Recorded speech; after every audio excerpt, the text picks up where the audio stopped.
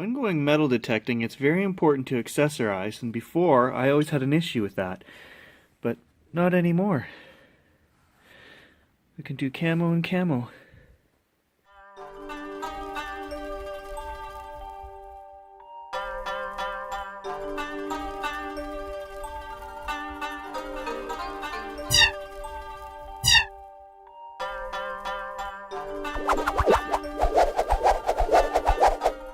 I haven't been here 2 minutes, guys. I just got set up, and here comes the rain. But it's not going to stop me today. It's going to take a tornado to stop me today. Hey guys, Unfrequented World out at the park. I don't know if you guys can see, but it is raining. I just got here. The sun was out a little bit. It's been raining for 3 days. But I couldn't get a new machine and not use it 2 days in a row. So we're here and we're going to make this happen. The plan for today is a straight up field comparison. We're going to swing the bounty hunter, find some targets, see what depth and what ID is showing, and then we're going to do the same thing with the Garrett. Then we're going to dig it up and see what's what, which one is right. Are they both right? Is one better than the other? And I'll give you my general impression of the feeling of the machine. I can tell you right now, it's a heavier machine already just from playing around with it a little bit. But we'll do some side-by-side comparison, and that's what we're going to do today. So here's the first signal that's showing something other than iron, guys. It is showing iron, sorry, but it also showed foil. It bounced to foil for a second, and then it bounced to aluminum for a second. There was a foil right there, there's 10 cents.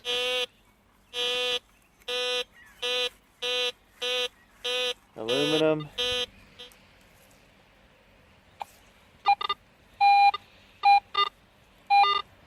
$46 to $53. Showing right there at 10 centimeters. It's somewhere right here, so I'm showing 3-4 inches. Initial impressions, guys, this is the very first hole that I'm digging with the White Stigmaster. I gotta say, I'm not sure that I like it. It's heavy, it's solid, which is great, it's not gonna bend, but I'm finding this is too short, it's too thin, and this big guard here is getting in the way of me digging the hole. Maybe I'm just used to the other one that I've had, which is probably an inch longer, 2 inches longer, and not much wider, but a little bit. And without the guard, it's just so easy to get in there and scoop stuff out. This kind of gets in the way. I mean, I got a hole full of roots here, so it's not a great hole to try this on. But I'm stuck with it now, so we'll see, guys. That's just my first impression. Gosh, I just measured the depth, 8 inches, and this is what we found. It is a big old heavy piece of iron something. So both machines read that as 10 centimeters on the Garrett would convert to 4 inches, and this machine was reading it at 3 to 4 inches as well. So because of the size of it, that's a draw. They both read that wrong. It was twice as deep as what they were reading. This was reading aluminum, iron mixed with getting an aluminum signal, and that was reading a little bit higher than iron as well. So I would call that first hole a draw. The nice thing about the Garrett was that it locked right on with the pinpointing, and there's no messing around with that button. Hey, I just went to fill in the hole, guys, and look what I found in the soil at the top. A piece of foil. And the bounty hunter was reading. It came up a couple times, piece of foil. So again, there was 2 items in that hole, and that's what we were seeing on the display there, is the iron in the bottom. So the bounty hunter got both of those, and the Garrett might have as well, because I'm not entirely sure what the numbers are on that thing yet. So we're still gonna call that a draw. Okay, also guys, I had one guy online telling me that I need to cut cleaner plugs. And I'll tell you right now, I've cut 30, 40 plugs in here in the last 2 outings I was here. And I've spent 5 minutes trying to find one so I could show this guy. I can't even find one. So, so much for that theory. There, I found one, guys. I found a plug. So if you can see that in there, and we are about 5 feet away, and I'll come right up to it. It's right there. You can see the edge where I didn't fill the edge in. I'll still take it. Yeah, good luck finding that, buddy. Okay guys, second signal of the day. It was coming up as a dime at first, repeatedly. So I thought it was going to be a penny, but now I'm not sure because it's kind of bouncing around.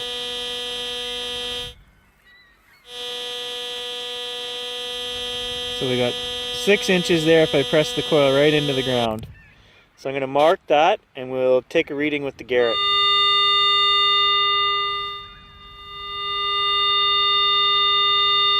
Okay, so the Garrett is reading 15 centimeters. And we were getting readings of 16 and 35 I saw pop up on the screen there briefly. So it's having a hard time. There's a 31. But if I were to just have my bounty hunter here, I would think that that would be a coin bouncing around in that higher end. So let's dig it up and see what it is. Okay guys, well, it's taking me forever to dig this hole out with this tool. I don't think I like the white Stigmaster. Personal opinion, I'm just used to the cheapie that I had, and I'm actually going to switch back to that right now, just for efficiency's sake to get this done. Okay, so I just came to the car to do the swap out of these two, and I'm blown away. This is how biased my brain is. I don't know what's going on here.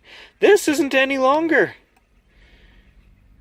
In fact, it's shorter than this one. And it's not any wider.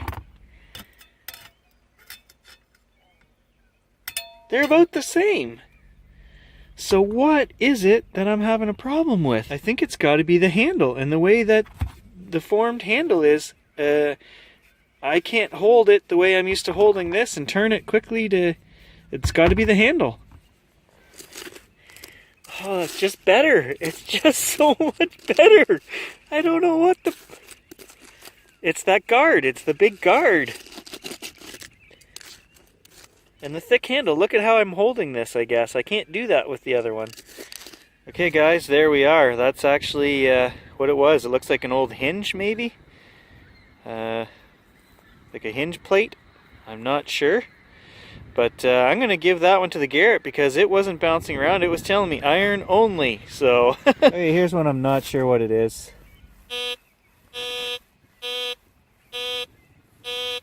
At first I was getting only penny readings, and then now it's bouncing around, showing foil, iron, aluminum.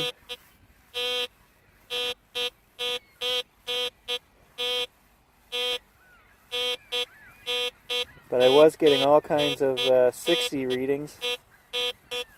Okay, I've pinpointed it here to 6 inches.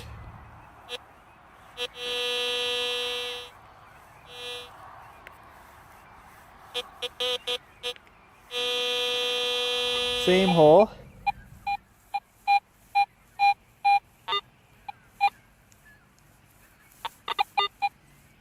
Getting a 58 to 61 is what I was getting earlier.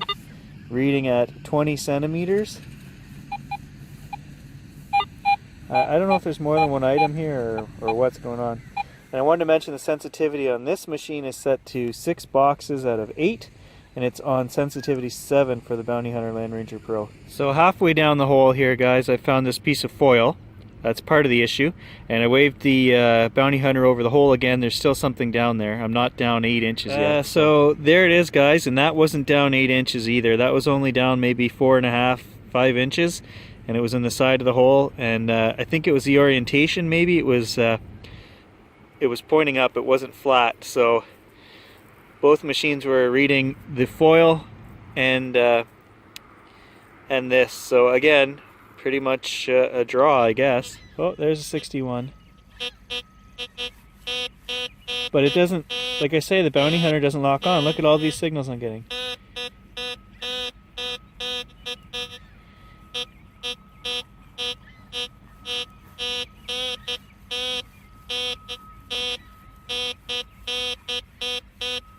There's the most consistent that I can get right there. 56, 55, 61, 66, 60. Okay, so we're going to pinpoint that.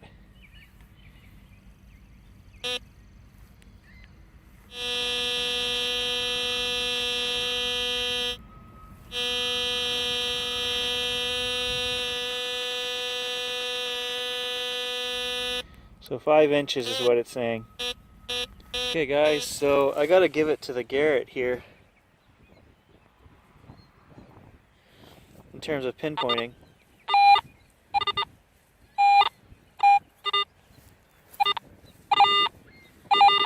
So there's our item, 66, like I was saying. And if we want to pinpoint it, we move off to the side. And you watch that bar at the top. It goes up and it shows you exactly where we are.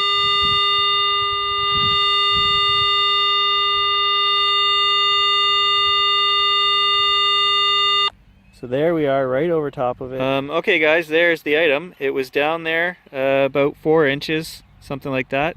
10 centimeters is what the Garrett was reading. I knew it wasn't a coin because the bounty hunter was bouncing all around. It wouldn't give me a steady 60, so it wasn't a penny. But the Garrett locked on and gave me a number, and it was in the 60s there, 63 to 66.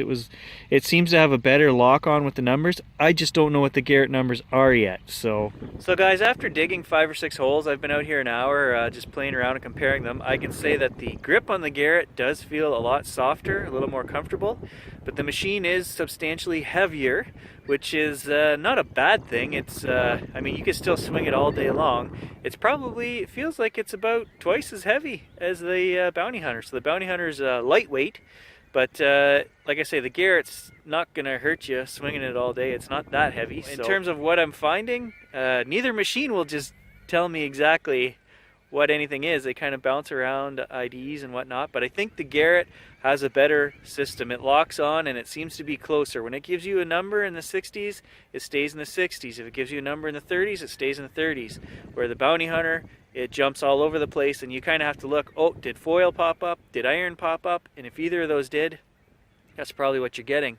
Where the Garrett seems to be a little more consistent within a 10 number range anyway, from what I'm seeing so far. Okay, so now I'm playing with the Garrett and I cranked the sensitivity all the way and I found a signal that's reading in the high 80s and it's down right off the bottom of the chart there, 25 centimeters.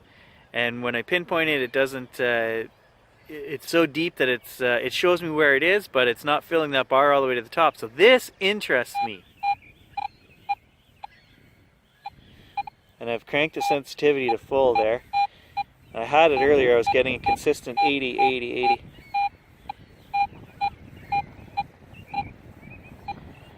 If we pinpoint it,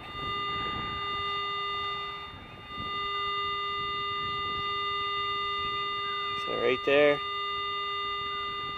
showing 25 centimeters or deeper, I guess. Okay, so the bounty hunter finds it.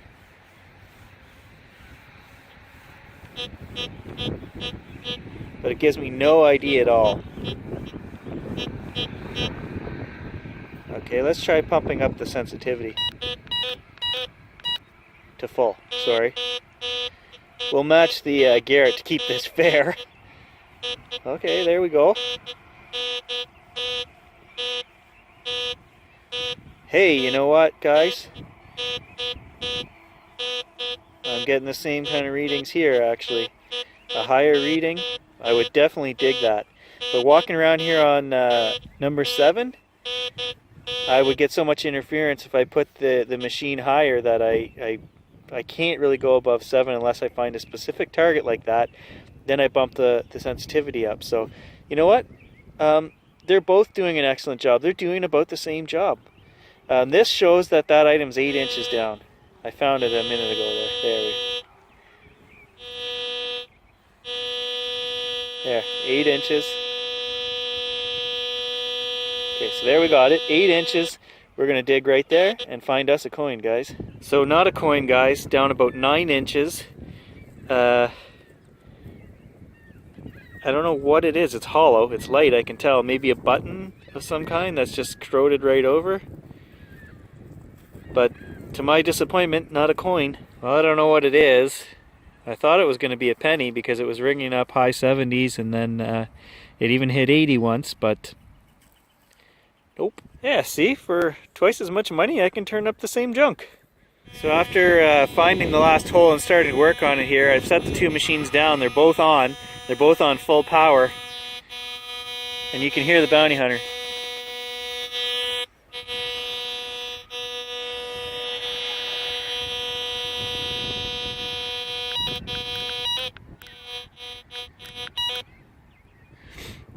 Like it just picks up a lot more interference. The noise canceling isn't as good. The Garrett, I haven't heard a blip out of it. It's on full power right now. Same thing. There.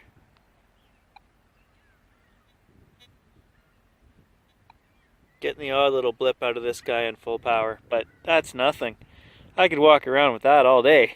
Absolutely loving the pinpointing on this machine. Having that bar that goes across the top and then your depth on the side, you're basically using a XY reference to find items, and it's so easy and it's so handy. Love it. The other thing I'm actually enjoying is the weight. The added weight surprisingly makes it very balanced and it swings real nice, so it almost swings itself. So I didn't think that would be an issue either way, but I like the extra bit of weight. Hey guys, so what I'm seeing here is pretty much what I figured I would see, and that's that the Bounty Hunter is keeping up with the Garrett. If we keep the settings the same, if we remember to do that, it's tagging right along with the Garrett. The one thing I am seeing is that the target ID is better on the Garrett, and the noise canceling is better as well. So it makes the Garrett a little more dummy proof, really. I can crank the sensitivity up to full and not get half the chatter that I get with the Bounty Hunter. So I could walk around with that and find those deeper signals a little easier, I think. And maybe that's worth something. Is the machine worth twice as much money? I don't know, that's up to you. It is waterproof, so it has other potential in it. But I really do love my Bounty Hunter. For what you pay for it, it is a good machine. It's just a hard machine to learn when you're new to the hobby. So it takes some figuring out, but once you figure out how to read the sounds and the screen, you can get the same results as the Garrett. I'm going to strap my two babies in there in a minute before I take off. It's started pouring on me again, so I'm just kind of hiding in the car here. I don't want to draw any conclusions from today, but I can tell you a couple things for sure. The Bounty Hunter, I'm going to say, has the edge in depth. I can pick up nails and things at 12 inches, where this guy seemed to be maxing out about 10 inches. The signals just weren't that strong. So I'm going to say the Bounty Hunter has the slight edge on depth, but this guy has the better ID, the target ID. It doesn't bounce around as much. Now that doesn't mean that it doesn't get tricked. I did dig a couple nails that it was reading as in the mid-50s. It depends on what they're putting in the nails, right? So all in all, guys, very similar machines, very similar results, and I kind of already knew that before heading out. The main advantage of that one is it's waterproof, and like I said, that's why we own that one now as well. This one here, a huge benefit is it's half the cost of that one. So guys, if you're just looking to get into it, both of these are excellent machines. That has the reputation of being well used and known by everybody. This one not as much. It has a great reputation as well, and they're both justified. So if you're not spending $2,000 on a machine, guys, you can't go wrong with either of these. So that's my day one report comparing those two machines.